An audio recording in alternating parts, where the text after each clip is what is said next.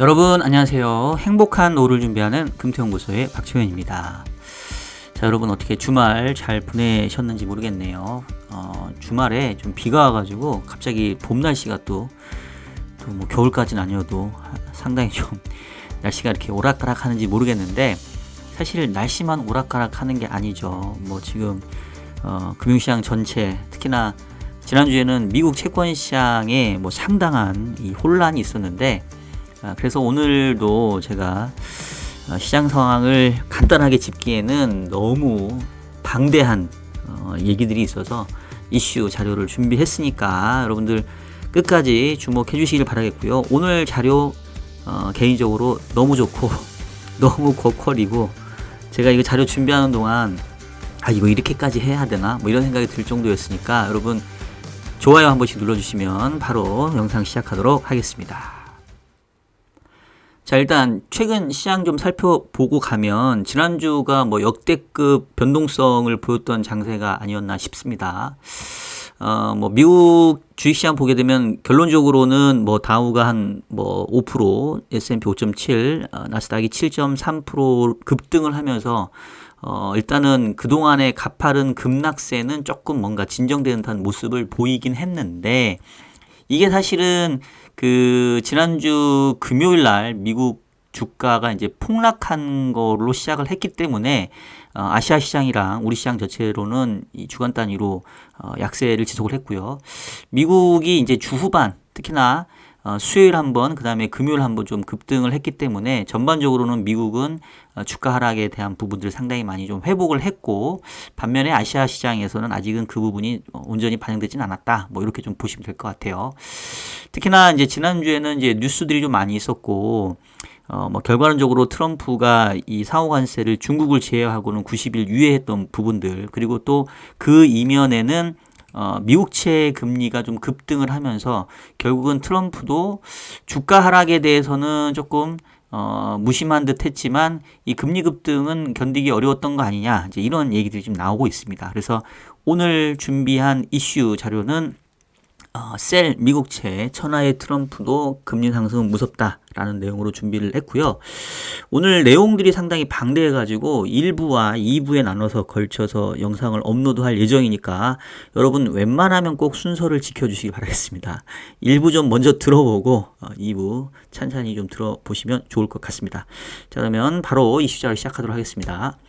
자, 일단은 미국채가 급등한 어떤 배경을 둘러싸고, 이게 이제 왜 그런 거냐, 누가 도대체 미국채를 이렇게 판 거냐, 이제 이거에 대한 해석이 좀 분분해요. 근데 사실 여러분 뭐 아시는 분들은 아시겠습니다만은 제가 전 직장이 뭐였습니까? 바로 증권회사에서 이자율 담당 애널리스트 아니었습니까? 그러니까 뭐 문홍철이라고 하면 되지. 문홍철 연구원, 또 우리 윤엽산 연구원, 뭐 이런 친구들이 제 후배들이죠. 그래서 저도 한때 같은 일을 했던 사람으로서 저도 요 시간에는 전직 채권 애널리스트로서 그 누구보다도 인덱스하게 이 최근에 미국채 시장에서 일어난 일들, 또 도대체 매도의 주범이 누구인지를 아주 이건 전문적인 내용으로 여러분 설명을 드릴 테니까 내용 한번 잘 들어보시길 바라겠습니다. 한 번에 이해가 안 되신 분들은 여러 번 들어보시는 걸 추천을 드리겠습니다.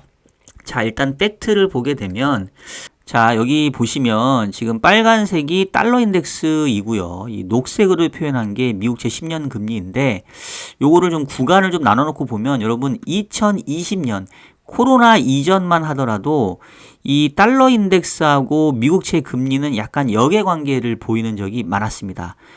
보시는 것처럼 이제 달러가 좀 강하면 오히려 미국채 금리는 좀 하락하는 뭐 이제 이런 모습들을 좀 보였고, 거꾸로 달러가 약해지면 뭐 미국 금리가 좀 올라가는 이제 이런 모습들을 좀 보였는데, 이거는 이제 왜 이런 모습이 나타나냐면, 기본적으로 이제 달러가 강해진다라는 거는 결국은 이제 경기 자체가 조금 어려워진다는 얘기거든요. 그래서 이른바 안전자산 선호 때문에 달러화에 대한 수요가 늘어나는 시기이기 때문에 경기에 대한 불안기입니다. 그러다 보니까 이제 경기에 대한 불확실성, 경기 둔화 압력이 커지니까 이제 금리는 하락하는. 그래서 대체적으로 달러화하고 이 미국채 금리하고는 좀 역의 관계인 모습들이 2020년 이전까지는 많았는데, 2020년을 넘어가면서부터는 이제 오히려 동조화되는 그런 모습들이 강해졌어요. 즉 미국 금리하고 달러하고 이제 같이 움직이는 이런 모습들을 보였고, 특히나 최근 몇 년 동안은 보시는 것처럼 달러화가 오를 때 미국 금리 같이 오르고 달러화 내릴 때 미국 금리 같이 내리고, 이제 이거는 뭐냐면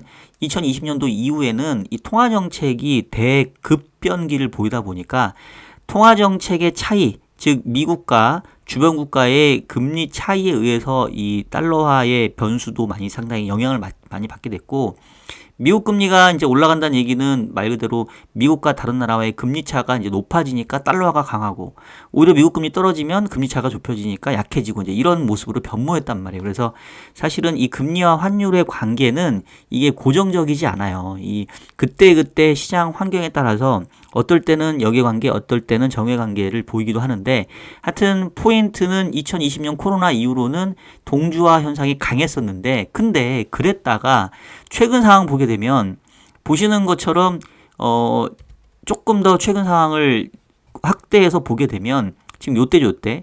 지금 한 4월 한 초 이후, 지난주 초부터 보면 나타나는 현상이, 그동안에는 달러하고 미국채 금리하고 동행을 했다가 지난주에는 보시는 것처럼 미국채 금리는 급등을 하고 달러화는 약해지는 이런 모습들이 동시에 나타났단 말이에요. 상당히 이제 이례적인데, 2020년도 코로나 이전에는 원래 이런 모습이었다라고 얘기했었는데, 그때하고는 지금 상황이 달라요. 그때하고는. 지금 뭐냐면, 그때는 제가 말씀드렸잖아요. 2020년도에는 경기의 움직임에 따라서 그 달러화가 강해진다는 얘기는 글로벌 경기가 불안하니까 미국 금리는 하락하는 이제 이런 모습이었다고 한다면, 최근 상황은 어떻게 보면은 이 미국 자산에 대한 그 이탈, 엑소더스, 탈미국 자산 내지는 셀 USA 이런 느낌이란 말이에요. 그래서 안전자산인 미국채조차도 셀하는, 왜냐하면 그동안 주가가 폭락하는 모습들을 보였었으니까, 주가뿐만 아니라 미국 주식뿐만 아니라 미국 채권도 던지는 모습이 나타났고, 그러면서 달러화가 약세를 보였다는 얘기는 뭔가 글로벌리 미국 자산을 다 내팽개치고 미국 이외의 자산으로 도망가려고 하는 그런 경향을 보였다라고 할 수 있겠고, 그거는 말 그대로 이 미국 자산, 미국 달러화가 안전자산으로서의 지위가 흔들리고 있다. 이렇게 우리가 최근 상황들을 일단은 파악해 볼 수 있겠고요. 자, 그런데 여기서 이제 많은 해석들이 분분한 게, 미국채 금리가 올라간 원인이 뭐냐. 이게 누군가가 결국은 미국 채권을 이제 팔아서였었을 텐데, 뭐 시장에서 가장 많이 나오고 뉴스에서도 많이 나오는 건 뭐냐면, 해치 펀드의 베이시스 트레이드 손절이다. 뭐 이렇게 많이 해석들을 해요. 최근에 미국 30년 금리가 한때 5%를 돌파했는데, 이 원인에 대해서 해치 펀드의 베이시스 트레이드 청산, 언와인딩, 또는 뭐 본드 스왑 스프레드의 급변 등 기술적인 요인으로 이제 해석하는 경우가 많은데, 저의 개인적인 판단은 이러한 해석은 금리 급등의 결과물이지, 그리고 또 변동성을 확대시키는 요인일 뿐이지 근본적인 요인은 아니다라고 보고 있습니다. 자, 요 얘기를 제가 일부에서 차근차근 할 텐데, 그러면 이제 우리 시청자분들 중에서 베이시스 트레이드라는 말이 상당히 어려우신 분들이 있어요. 그래서 그분들을 위해서 제가 참고 자료를 좀 준비를 했는데, 일단 베이시스 트레이드가 뭐냐?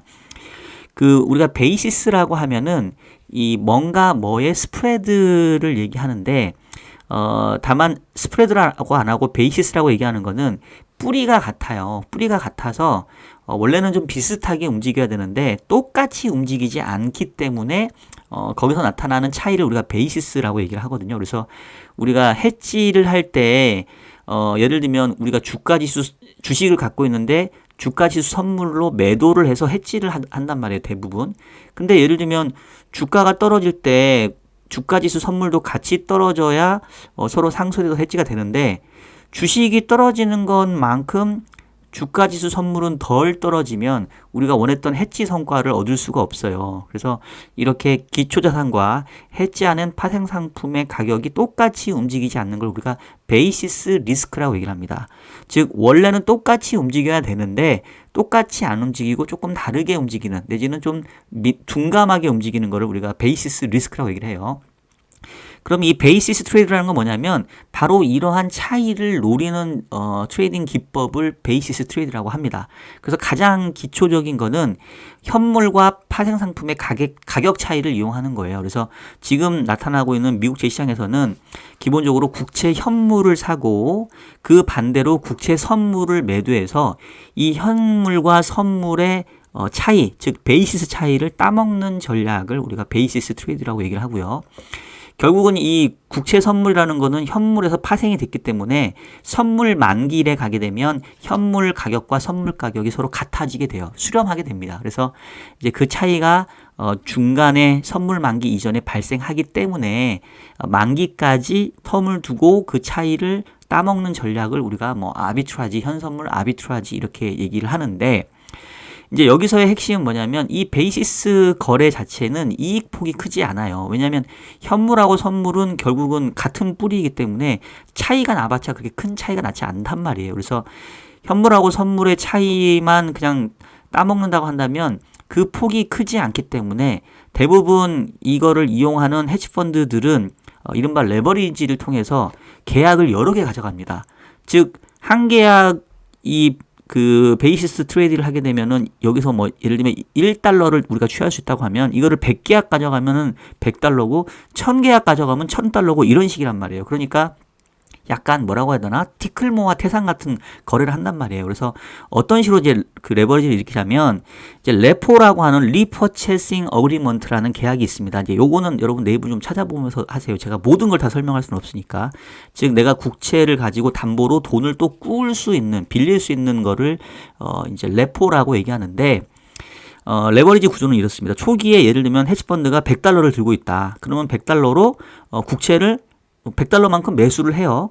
자, 그러면 이 사람은 이제 100달러의 국채가 있죠. 근데 이 100달러는 소유권은 나한테 있는데 이거를 레포 시장에 가가지고 100달러를 담보로 98달러를 또 빌립니다. 그러니까 내가 100달러는 들고 있고 이 소유권은 나한테 있는 상태에서 담보로 내가 가지고 있던 국채를 맡기고 98달러를 또 빌려요. 그러면 이제 결국은 100달러 플러스 100달러 미국채 플러스 98달러의 현금이 생긴 거죠. 그러면 그 98달러 빌린 걸로 국채를 또 사요. 그 다음에 또 그렇게 해서 98달러치 국채 산 거를 또 레포 시장에 맡겨서 또 96달러를 빌려와요. 이거를 계속 반복하면 100달러 플러스 98달러 플러스 96달러 플러스 이런 식으로 계속 쭉쭉쭉 하면은 무한 생성이 가능하죠. 그러니까 사실상 무한대는 아니고 대략 뭐 한 20배에서 한 50배 정도로 이렇게 레버리지를 굴릴 수 있거든요. 차입을 해서 계속해서 이제 뭐라고 해야 되나, 이게 약간 어떻게 설명을 해야 되나, 뭐 사기는 아닌데 하여튼 이런 구조가 가능하단 말이에요. 그래서 대체적으로 이 헤지펀드의 구조를 제가 도식화 시켜보면 아까 얘기했던 것처럼 캐시마켓, 즉 현물 시장에서 미국채를 산다. 그리고 선물을 동시에 매도해서 현물 가격과 선물 가격의 차이를 따먹는 그 베이시스 거래를 하게 되는데, 이제 사이즈를 키워야 돈이 되니까 이 레포 시장에 통해서 레버리지를 일으킨다. 한 50에서 100배까지 차입할 수 있다고 하네요. 그래서 이렇게 이제 차입을 했었는데, 문제는 이 현선물 베이시스 거래가 그 원하는 방향으로 진행이 되면은 50에서 100배만큼 차익을 버는데, 거꾸로 반대로 이게 시장 방향이 가게 되면은 오히려 그만큼 손실이 나거든요. 그래서 미국의 현선물 그 베이시스를 지금 찾아보려고 했는데, 제가 이제 뭐 집에서 작업하다 보니까 뭐 블룸버그도 없고 이래가지고 찾기가 힘들어서 제가 예전에 가지고 있던 우리나라 시장에서 현선물 베이시스를 가져왔어요. 여러분들 이해를 돕기 위해서.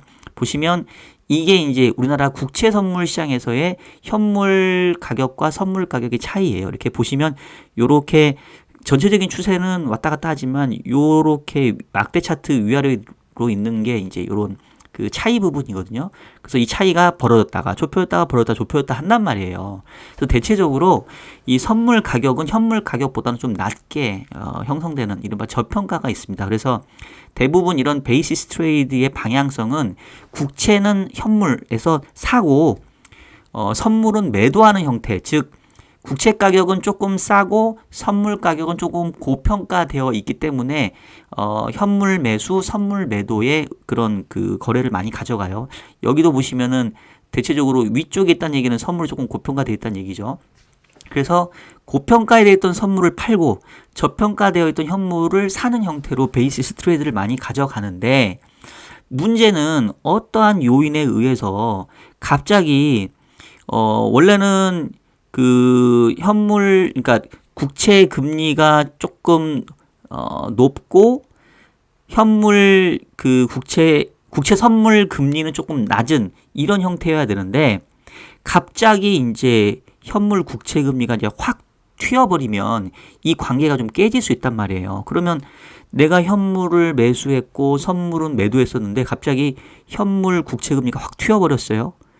그러면 현물 국채 금리가 튄 만큼 이 선물 그 국채 금리도 같이 올라서 상쇄가 되면 좋은데, 어떠한 요인에 의해서인지 이 현물 금리가 튀어서 미국채 현물 가격이 떨어지는 것보다 선물 금리가 튀어서 선물 가격이 떨어지는 폭이 그에 미치지 못했다고요. 그러면 이렇게 베이시스 거래를 하게 되면 금리가 오르고 내리고는 전혀 상관이 없습니다. 그냥 그 차이만 중요해요. 그래서 그 차이 부분이, 예를 들면 원래는 이 차이가 뭐 한 0.5 정도 됐다. 근데 얘가 갑자기 확 벌어져서 0.5가 아니라 뭐 1.0, 2.0 이런 식으로 벌어지겠다라고 하면 오히려 이 거래를 한 포지션은 엄청난 손실을 보게 되는 겁니다. 이 레버리지만큼. 그러면 결국은 이 베이시스 거래를 풀어야 되거든요. 그럼 베이시스 거래를 풀려면 내가 샀던 현물 미국채는 팔아야 되고, 내가 반대로 팔았던 미국채 선물은 사야 돼요. 그러면 더더욱이나 이 현물 국채의 매도 수요가 생기니까 금리가 더 튀게 올라가겠죠. 그러다 보니까 최근에 이렇게 미국채 금리가 튀는 상황이 발생을 했다. 이제 이렇게 지금 설명들을 하는 거고요. 이 베이시스 거래와 또 비슷한 거래가 본드 스왑 스프레드 거래가 있습니다. 이 베이시스는 현물과 선물, 즉 국채 현물과 국채 선물을 이용하는 거래지만, 본드 스왑은 국채 선물 매도와 비슷한 이자율 스왑 페이를 해요. 근데 이거는 또 너무 어려운 얘기니까 여러분 그냥 선물 매도와 스왑 페이가 좀 비슷한 성격이 있다라고 보시면 돼요. 그러니까 얘도 마찬가지로 평소에는 이렇게 비슷한 궤적을 보이는데 이 스프레드만 달라진다고 보시면 되겠습니다. 그래서 요 스프레드를 보게 되면 요게 지금 최근 나타나는 건데, 미국의 30년물 기준으로 본드 스왑 스프레드예요. 보시면 이게 일정한 레인지에 있고, 보시는 것처럼 이 본드 스왑 스프레드가 마이너스란 얘기는 채권을 사고 스왑을 페이하는, 즉 채권을 사고 선물을 매도하는 이런 게 원래는 한 80bp 정도 따먹는 그런 게임이라고 볼 수 있는 거예요. 근데 갑자기 얘가 마이너스 80에서 마이너스 100으로 확 더 역전폭이 커져 버렸죠. 그러면 이제 이 마이너스 80에 들어가서 이걸 따먹겠다고 들어간 애는 갑자기 마이너스 80이 마이너스 100이 돼버리면 20bp만큼 오히려 손실이 발생한다고요. 금리가 오르든 내리든 상관없고. 그래서 보시면 국채 금리가 튀면서 이 본드 스왑 스프레드의 역전폭이 커진 걸 볼 수 있어요. 이거는 단순히 본드 스왑 스프레드뿐만 아니라 이번에 베이시스, 그러니까 다시 한번 정리하면 여러분 좀 헷갈릴 수 있는데, 다시 한번 정리하면 베이시스 거래는 국채와 현물 사이의 얘기를 하는 거고, 본드 스왑 스프레드는 국채와 이자율 스왑 간의 얘기를 하고 있는 거고요. 둘 다 기본 원리는 똑같습니다. 이런 베이시스 거래, 본드 스왑 거래를 하게 되면 금리의 오르고 내리고의 방향성은 중요하지 않다. 이 베이시스 또는 이 본드 스왑 스프레드의 역전폭이 오히려 반대 방향으로 더 역전폭이 커져버리면 기존의 이 베이시스 거래나 본드 스왑 거래로 들어갔던 헤지펀드는 엄청난 손실을 보게 된다. 그것도 레버리지만큼. 그래서 반대 거래가 튀어나오는데, 그 반대 거래의 방향은 현물을 팔아야 되고 선물은 사고, 또는 본드 스왑은 기존에 페이했던 거를 리시브로 꺾고, 하여튼 그렇게 포지션이 어나인딩 되는 과정에서 현물 매도가 추가로 또 나오기 때문에 이렇게 금리가 급등하면서 이 베이시스와 본드 스왑의 관계가 깨지는 모습이 나타난단 말이에요. 그래서 이거를 가지고 지금 미국채 금리가 이렇게 급등한 거 아니냐라고 사람들이 많이 얘기들을 한단 말이에요. 자, 그런데 저의 해석은 뭐냐면, 기본적으로 베이시스 트레이드가 언와인딩 된 게 이렇게 국채 금리의 폭발적인 상승을 유발했을 수는 있어요. 근데 중요한 건 뭐냐면 갑자기 멀쩡했던 이 베이시스 또는 이 본드 스왑 스프레드 뭐 비슷한 개념입니다. 이게 왜 갑자기 왜 깨졌냐는 거예요. 왜? 이거는 처음에 시발점은 결국은 누군가가 미국채를 던졌기 때문에 이 현선물 베이시스와 본드 스왑 스프레드 비슷한 개념입니다. 얘가 깨졌다는 얘기예요. 그러면 결국은 금리 급등의 결과물이지 원인이 아니다. 근본적인 원인은 누군가가 미국채를 전격적으로 매도한 거다. 이게 핵심이에요. 단순히 뭐 금리가 급등했고 현물 가격이 하락했고 그래서 마진콜이 유발됐고 포지션 형성했다고 하는데 요거는 일종의 결과물이라고 볼 수가 있다는 거죠. 자, 그러면 결국은 핵심은 누군가가 갑작스럽게 국채를 팔아가지고 이 스프레드가 깨졌다는 얘기예요. 베이시스가 깨졌다는 얘기예요. 그러면 도대체 뭐가 갑자기 나왔기 때문에 이게 깨졌냐? 뭐 우리가 이제 채권시장 자경단이 출현한 거 아니냐라는 얘기도 나올 정도인데 자경단이라고 하면 참고로 뭔가 옳지 못한 일을 한다고 하고 있으면 자생적으로 그거에 저항하기 위한 움직임이라고 볼 수가 있습니다. 뭐 우리가 대부분 채권시장 자경단 하면 뭐 예를 들면 정부나 중앙은행이 물가 상승을 촉발하는 잘못된 정책을 하게 되면 채권시장에 있는 참가자들이 자체적으로 야 이러다가는 인플레이션이 채권시장의 악재가 되겠다 싶어서 채권금리를 막 팔아버려요. 채권 가격을. 그래버리면 채권금리가 급등을 하면서 일종의 정부와 중앙은행의 잘못된 행동을 바로잡고 이거에 경고의 시그널을 주기로 하죠. 대표적인 게 몇 년 전에 영국에서 뭐 갑자기 재정적자 확 늘려가지고 영국 금리 급등해가지고 그때 트러스티 총리인가 한 며칠 만에 사임한 적이 있었잖아요. 그게 이제 최근에 나타났던 채권시장 자경단의 대표적인 예예요. 그러니까 이번도 비슷한 거 아니냐. 이번은 이제 인플레이션 아니지만 이 트럼프가 하고 있는 관세 정책이 결국은 비슷하겠네요. 결국 트럼프가 하고 있는 관세 정책이 나중에 향후에 인플레이션을 일으킬 수 있고 그러면 인플레이션이 온다라고 하면 채권시장의 참가자 입장에서는 채권을 다 매각해서 일종의 저항의 움직임을 지금 볼 수가 있는 거죠. 그렇게 따지면 뭐 이번도 충분히 채권시장 자경단의 이제 출현을 우리가 좀 생각해 볼 수 있겠는데 이게 채권시장 자경단이라는 게 무슨 단체나 협회가 있는 게 아니라 민간에서의 자생적인 움직임 일종의 본능적으로 내가 이렇게 해야 되겠다라고 움직이는 거를 지금 얘기를 한다는 거예요. 자, 그러면 누가 미국채를 팔았냐? 지금 이제 크게 한 4가지 주체가 좀 의심이 되는데 가장 조금 유력하게 그 얘기가 되고 있는 게 이제 중국이에요. 자, 그런데 처음에 저도 중국이 미국채를 파는 거는 이거는 자해 행위니까 이거는 뭐 그럴 수는 있지만 이건 사실은 이 시장을 잘 몰라서 하는 얘기다라고 저도 사실 치부를 했었거든요. 왜냐면 중국이 이제 미국채를 팔게 되면은 중국도 미국채 자체를 엄청나게 보유하고 있기 때문에 미국채를 매도해서 미국 금리가 급등하면 기존에 중국이 보유하고 있는 기존의 보유 미국채도 평가 손실이 발생하기 때문에 비록 미국을 조금 이렇게 견제할 수 있다 하더라도 자기들이 더 크게 손해를 볼 수가 있거든요. 그래서 이거는 온당치 않다라고 이제 생각을 했었는데 특히나 이제 외환시장 같은 경우에 만약에 중국이 미 국채를 팔게 되면 달러를 팔고 위안화를 사는 거기 때문에 그러면 이제 오히려 위안화가 이제 강해지는 최근에 중국은 미국의 관세 부과에 대해서 위안화 절하로 지금 대응하려고 하는데 이게 방향이 지금 안 맞단 말이에요. 그래서 저도 이제 좀 그 부분에 대해서 이거는 좀 너무 그 시장을 잘 몰라서 하는 얘기야라고 좀 생각했었는데 이 중국이 보유하고 있는 미 국채가 저도 요번에 이제 스터디를 하면서 알게 됐는데 중국이 자체적으로 보유한 게 있고요. 중국이 그 다른 지역을 우회해서 보유한 경우도 있습니다. 이제 그거를 이제 보여드리면 그 참고로 이제 TIC 데이터라는 게 있어요. 이 Treasury International Capital Report라고 미국 재무부가 이 미국채에 대해서 누가 미국채를 사고 팔고 하고 있고 얼마나 들고 있는지를 이렇게 리포팅하는 그런 통계 보고서인데 그 TIC 보고서에 따르면 작년 한 7월자 기준으로 보게 되면 지금 미국채를 가장 많이 들고 있는 게 이제 일본이고요.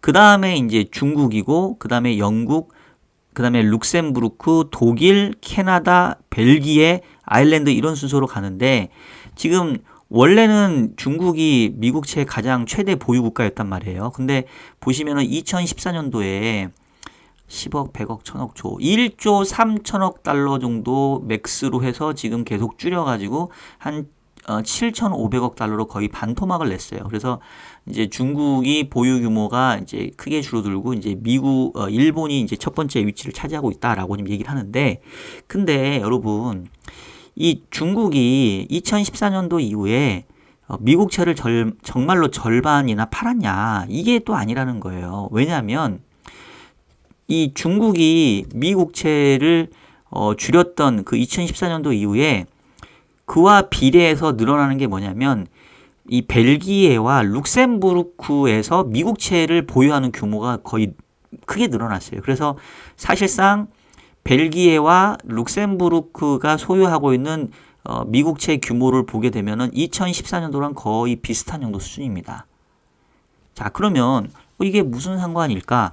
왜 벨기에하고 룩셈부르크가 상관이냐면 사실 벨기에하고 룩셈부르크는 경제 사이즈가 작아요. 별로 규모가 크지 않단 말이에요. 근데 벨기에하고 룩셈부르크에 뭐가 있냐면 우리가 국제 금융 거래를 하게 되면 유로클리어라던가 클리어스트림이라고 하는 국제 결제 시스템을 이용하게 됩니다. 저희 회사 같은 경우도 이제 미국채 거래를 하거든요. 그러면 미국채 투자를 하게 되면 그 미국채를 누가 보관해주고 부킹해주고 결제하는 그런 대리인이 있어야 될 거 아니에요. 이걸 우리가 수탁은행이라고 얘기를 하거든요. 그 수탁은행의 역할을 해주는 게 바로 국제적으로 거래할 때는 이 유로클리어와 클리어스트림이라고 하는 국제 결제 시스템을 쓰게 되어 있어요. 근데 이 유로클리어의 국제 결제 시스템은 벨기에 브뤼셀에 본사가 있고요. 이 클리어스트림은 룩셈부르크에 본사가 있습니다. 그리고 이 유로클리어나 클리어스트림은 둘 다 성격이 비슷해요. 그래서 국채나 주식, 회사채 등 전 세계 금융자산을 보관하고 결제 서비스를 제공하고, 특히나 미국 국채, 유럽 국채, 영국 길트 등도 이제 보관이 가능하다. 그래서 이제 주로 민간에서 거래를 할 때는 이 유로클리어라던가 클리어스트림의 결제 시스템을 이용하게 됩니다. 그러면 주요국들의 중앙은행은 어떠냐? 주요국의 중앙은행은 그냥 그러니까 미국채를 거래할 경우에는 이런 민간의 결제 시스템이 아니라 페드와이어라던가 소마라던가 이런 미국 연준의 시스템을 직접 써요. 그래서 각국의 중앙은행들이 미국채를 거래할 때는 미국의 연준의 시스템을 그대로 쓰기 때문에 크게 상관은 없는데, 중앙은행이 아닌 은행이나 보험사나 이런 애들이 미국채를 거래할 때는 이런 유로클리어나 클리어스트림을 쓰게 됩니다. 자, 그런데 이 미국의 TIC 데이터는 이거를 매입한 주체를 따지는 게 아니라 이 매입의 주문이 어느 지역에서 왔는지만 따져요.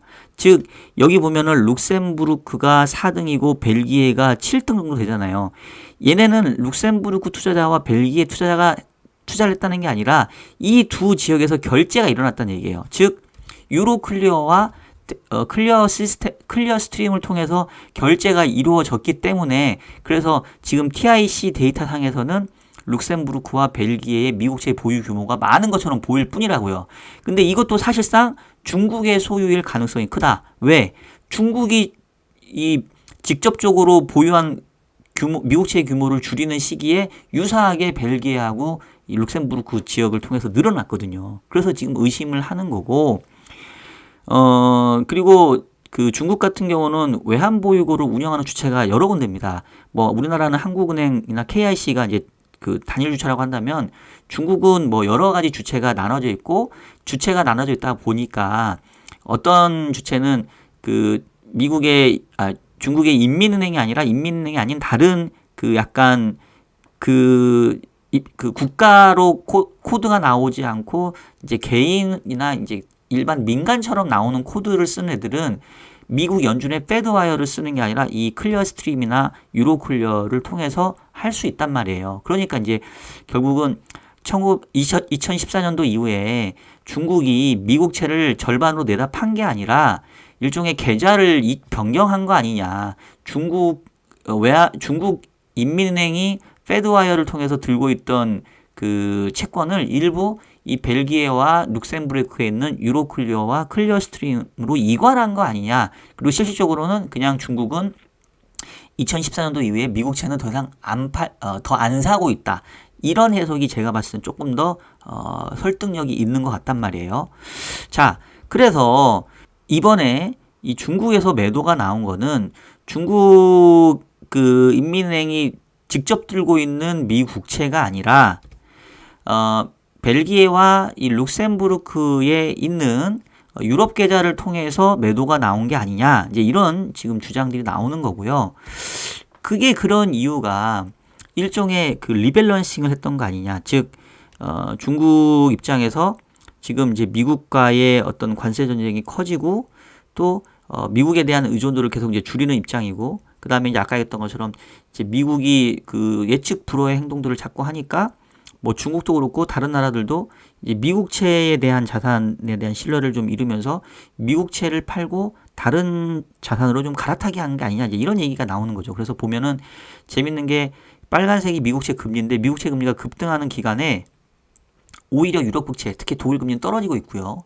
그다음에 유로 달러 환율이 올라가요. 즉 유로 달러 환율이 올라간다는 얘기는 달러가 약하고 유로가 강하다는 얘기죠. 특히나 유로화의 강세가 돋돌아집니다. 즉 요번에 미국 금리의 상승이 중국을 중심으로 해서 글로벌리 어떤 미국채의 플레이어들이 미국채를 줄이고 오히려 유럽 국채로 좀 포트폴리오 리밸런싱하는 그런 움직임에서 나타난 게 아니냐 이제 이런 얘기들이 조금 설득력이 있을 수 있다라는 거고 그 다음에 왜 하필이면 그 중에서도 아니 그러면 유럽 국가들도 그럴 수도 있잖아요. 근데 왜 아시아 국가 특히 중국을 많이 지목을 하냐면 그 미국 금리가 사실은 그 미국 30년 금리가 한때 막 5%로 급등하고 했는데 그게 아시아장에서 벌어진 일이에요. 저도 그때 거래하고 있어서 기억이 나거든요. 갑자기 미국 금리가 막 아시아 미국 시간에서 거래되는 미국장이 아니라 미국채는 거의 24시간 거래되거든요. 아시아 시장에서 미국 금리가 갑자기 막 급등을 한단 말이에요. 그러면 이거는 그 시간대에 익숙한 아시아에 있는 투자자가 거래를 했을 가능성이 크고 가장 우리가 의심할 수 있을 만한 거는 이제 중국 아니냐라는 거고 그 다음에 이제 두 번째로 그 의심할 수 있는 게 일본계 자금이에요. 일본계 자금도 충분한 요인이 있습니다. 일본은 일단은 미국채를 최대 많이 보유하고 있는 국가이고요. 그 다음에 일본은 지금 중국처럼 미국하고 싸우고 있지 않지만 어떤 이슈가 있냐면 일본 입장에서는 환해치 프리미엄에 좀 변화가 있어요. 그러니까 요것만 설명하려면 또 1시간 넘게 걸리는데 이런 거예요. 만약에 일본에 있는 그 사람이 투자자가 미국채를 투자하려면 일본 엔화를 달러로 바꿔가지고 미국채를 투자한 다음에 나중에 만기가 돌아오면 다시 달러화를 엔화로 바꿀 거 아니에요. 그러면 그 기간 동안 일종의 환 변동 위험이 생긴단 말이에요. 그래서 대부분의 개인 투자자 말고 대부분의 기관 투자자는 환해치를 하고 거래를 하게 됩니다. 그래서 우리가 이거를 FX 환해치 이러면서 뭐 바이 앤 셀 이런 거래를 한다.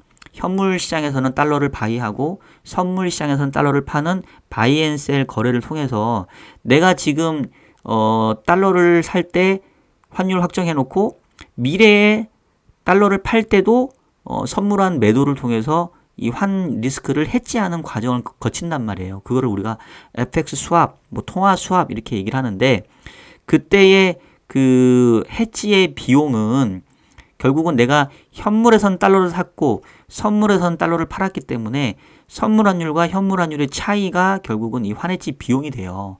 근데 지금의 경우에는 이제 미국 금리가 절대적으로 높다 보니까 이 환해지가 이제 마이너스에 가 있습니다. FX 스왑이. 그러니까 이것도 설명하면 진짜 너무 이 FX 스왑을 1시간 또 얘기해야 되는데 여기까지만 할게요, 그냥. 어쨌든 일본 입장도 그렇고 우리 한국 입장도 그렇고 지금 미국채를 사면 환해지를 해지하는 과정에서 환해지 비용을 내게 되어 있어요. 그게 수합 비용인데 즉 일본 입장에서 미국채 그 10년이 명목금리로는 4.6%지만 환해지를 하는 수합 비용이 3.5%를 줘야 돼요. 비용을. 그러면 실질적으로 손에 떨어지는 거는 1.1%밖에 안 된단 말이에요. 미국 금리 4.6%가 아니라 실제 1.1%밖에 못 취한다. 근데 독일 국채 같은 경우는 수합 비용이 미국보다는 훨씬 적거든요. 그러면서 이제 절대 금리는 여기서는 좀 낮게 나왔지만 어쨌든 최근 상황을 보니까 이런 수합 비용의 변화로 인해서 일본계 투자자 입장에서는 미국채를 들고 있으나 독일 국채를 들고 있으나 별로 무차별해졌다는 얘기예요. 수합 비용의 차이 때문에. 절대 금리는 미국채 금리가 4.6%로 독일 금리 2.1%보다 훨씬 높지만 수합 비용을 감안해보면 이제 비슷해졌거나 어떤 경우에는 오히려 독일 금리가 더 매력적인 시장으로 지금 최근 상황이 좀 움직였다는 얘기예요. 그러다 보니까 일본계 자금도 유럽 채권으로 리밸런싱 했을 가능성이 있는 거 아니냐. 특히나 아까 얘기했던 것처럼 금리 급등이 아시아장 개장 시간 에 집중됐기 때문에 이 중국과 일본계 자금의 어떤 리밸런싱을 의심할 만하다라는 거고, 그 다음 세 번째가 또 일각에서 얘기하는 거는 아니다. 미국 내 금융기관들이 요즘 돈이 없어서 그렇다. 최근에 이제 미국 주가가 급락하면서 은행주도 급락을 했고, 그런 상태에서 이제 대출을 해줘야 되는데, 그, 보유하고 있는 돈이 이제 금융기관도 좀 부족하고, 이제 주가가 급락을 하다 보니까 자금 조달도 만만치 않고, 그러다 보니까 오히려 미국 채권을 매도해가지고 이 자금을 마련했을 수도 있는 거 아니냐. 이런 이제 어떤 해석도 있는데, 근데 제가 봤을 땐 요거는 조금 마이너한 요인인 것 같아요. 그리고 이제 요거는 좀 일시적인 요인인 것 같고, 그리고 이제 지금처럼 미국 금리가 올라갔으니까 이제는 오히려 채권을 매도하면은 손실이니까 이거 손실을 확정해서 이자금 마련해서 대출을 해준다? 요거는 제가 봤을 때는 초창기에 일부 껴있을 수는 있지만 이게 계속 가긴 좀 어렵다고 보고요. 네 번째는 아까 그 미국 금리는 오르고 유럽 금리는 떨어진 거 보니까 유럽계 투자자가 그냥 자체적으로 미국채 팔고 자국 내에 있는 영내 국채로 돌아선 거 아니냐. 뭐 이것도 그럴 수는 있습니다. 특히나 유럽 연합도 지금 이게 중국 때문에 묻혔지 원래 미국한테 25% 관세 매겼다가 이제 슥 다시 얘네들도 좀 내리고 막 이랬단 말이에요. 그래서 이제 얘네들도 좀 그랬을 수도 있는데 사실 기본적으로 이 유럽 국가들이 미국채에 대한 보유 규모가 그렇게 많지는 않기 때문에 아시아만큼 그래서 요것도 크게 뭐 영향력이 있을 것 같지는 않고 제가 봤을 때는 결국은 중국과 일본계 자금일 가능성이 현실적으로 조금 높아 보인다. 그리고 핵심적인 거는 이 결국은 미국 자산, 미국 달러화에 대한 안전자산으로서의 지위가 좀 흔들리고 있는 부분, 플러스 미국의 관세 정책이 가져올 향후 인플레이션에 대한 우려 때문에 결국은 채권시장 자경단의 출현으로 야 이런 식이면은 미국 금리 더 오를 것 같은데 그럼 미국채 빨리 던져야지 이렇게 진행됐을 가능성이 좀 높지 않냐라는 생각이 들고요. 그럼 향후에 이제 우리가 좀 체크 포인트로 삼아야 될 게 이 TIC 데이터가 좀 후행해서 나와요. 그래서 지금 사실은 누가 팔았는지는 정확히 모릅니다. 그래서 제가 지금 의심하는 거는 중국이 벨기에와 룩스부르크에 가지고 있는 계정, 이 클리어 스트림과 유로 클리어를 통해서 가지고 있는 계정을 좀 팔았을 가능성, 그 다음에 일본 쪽인데, 그거 한번 좀 나중에 사후적으로 좀 확인을 해 봐야 되지 않을까라는 생각이 좀 들고요. 그 다음에 이제 미국 금융기관들의 유동성, 이 스트레스 상황이 좀 어떻게 될 거냐. 이제 이런 부분들을 좀 보면 추가적으로 미국 금리가 여기서 더 올라갈지 내려갈지를 좀 알 수 있지 않을까 싶습니다. 자, 그런데 일단은 저는 결론적으로 미국채 금리의 급등세가 조금은 이제 진정되는 구간으로 좀 생각하고 있는 이유가 일단 이제 미 연준과 미 재무부가 이제 시장을 예의주시하기 시작을 했어요. 미 연준의 수잔 콜린스 보스턴 연은 총재 같은 경우는 이 금융시장이 어려워질 경우에 안정화 조치가 준비가 돼 있다라고 얘기를 하고 있고요. 그 다음에 백악관도 채권시장 주시하고 있다. 결국은 트럼프가 이번에 중국을 제외하고 관세 90일 유예한 것도 미국채 시장을 상당히 중요하게 볼 수밖에 없는 상황이고 그 과정에서 또 스콧 베센트 재무부 장관이 트럼프에게 이제 직언을 했다고 볼 수 있죠. 지금 대통령님 이 주가 빠지는 거는 감당할 수 있는데 이 금리 급등한 건 우리 감당 못 합니다. 이거 빨리 조치 취하셔야 돼요. 뭐 이런 식으로 좀 나왔기 때문에 제가 봤을 때는 이제 연준과 재무부가 시장에 개입할 가능성이 추가로 시장이 더 악화되면 있기 때문에 현재로서는 조금 최악의 국면은 좀 지나지 않을까 싶고, 그리고 이제 그런 사례가 있어요. 2020년도에도 당시에 코로나 위기 때문에 유동성이 급격하게 경색이 돼서 이제 주식이 폭락하고 나니까 이제 약간 신용경색처럼 쇼티지가 온단 말이에요. 그러면 국채도 처음에는 안전한 자산이니까 국채를 들고 있다가 이제는 돈이 없으니까 안전하다고 여겨지지만 그 국채조차도 팔아가지고 이제 대응을 해야 될 상황이 이제 벌어질 수 있거든요. 그래서 그때도 코로나 때 유동성 경색에 의해서 그때도 보시게 되면은 이 본드 스왑 스프레드, 그러니까 즉 베이시스죠. 베이시스가 이렇게 망가졌었어요. 그랬다가 다시 좀 정상화 됐는데 이 기간 동안 결국 연준이 뭘 했냐면 금리 인하를 해주고 결국은 QE를 통해서 유동성을 확대해 줍니다. 그러니까 이렇게 그 국채 시장에서 나타나는 그러니까 금리가 경기가 좋아져서 금리가 상승하는 거는 이거는 자연스러운 흐름인데 유동성이 경색돼서 망가지는 그다음에 이런 그 뭐 베이시스 거래나 본드 스왑 거래나 이러한 레버리지를 낀 이 스프레드 거래를 통해서 뭔가 시장에 왜곡이 생기는 거는 연준도 강하게 개입을 할 수 있다는 얘기예요. 2020년도에도 그런 사례가 있었고, 그래서 이런 부분들을 감안해 보면 일단은 제가 봤을 때는 조금 그 갈등의 최고조는 좀 지난 게 아닌가라는 생각이 드는데, 다만 주의해야 될 거는 이 베이시스 트레이드 거래가 조금 일단락됐을 가능성, 그 다음에 이제 좀 정부가 좀 개입한다고 했었을 때 이제 요것 때문에 좀 금리가 더 튀고 뭐 이런 것들은 조금 제한적일 수 있어요. 그렇지만 근본적인 거는 베이시스 트레이드의 청산이 문제가 아니라 이 베이시스와 즉 이 스프레드를 깨게 만든 장본인은 결국은 글로벌 리밸런싱이거든요. 결국 미국채 시장에 대한 어떤 신뢰 상실, 또 관세가 불러올 향후 인플레에 대한 우려, 이런 것들이 중국이나 일본계 나아가서 글로벌 미국채 투자자로 하여금 이 포트폴리오 리밸런싱을 하게 만드는 그런 근본적인 원인이었다라고 보기 때문에 이 부분들이 해결되지 않고서는 언제 어느 때든 다시 금리가 튀는 그런 모습이 나타날 수도 있다. 그래서 역설적으로 이런 부분에 대한 대응을 할 수밖에 없는 상황에 이른 게 아니냐라는 말씀을 드리면서 일단 1부는 여기서 마치도록 하겠고요. 2부에서는 그래서 결국은 트럼프도 움직일 수밖에 없는 게 아니냐라는 얘기를 이어가도록 하겠습니다. 자, 여러분, 그러면 1부 영상 다시 한번 이해 안 되신 분들은 몇 번 청취해 주시고요. 1부 영상 숙지가 되신 분들은 2부 영상으로 따라와 주시면 되겠습니다. 자, 그럼 저는 2부에서 뵐게요.